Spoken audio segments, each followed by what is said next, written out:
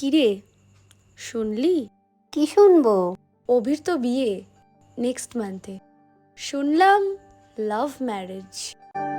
प्यार झूठा था जताया ही क्यों, प्यार झूठा था। বাহ, ভালো তো। সে তো ভালোই, শুধু তুই আর মুভ অন করতে পারলি না।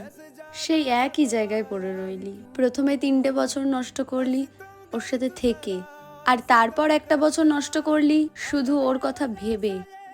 আর ওকে দেখ, 1 বছরের মধ্যে মুভ অন করে রিলেশনশিপে গিয়ে নেক্সট মান্থে বিয়েও করে ফেলছে।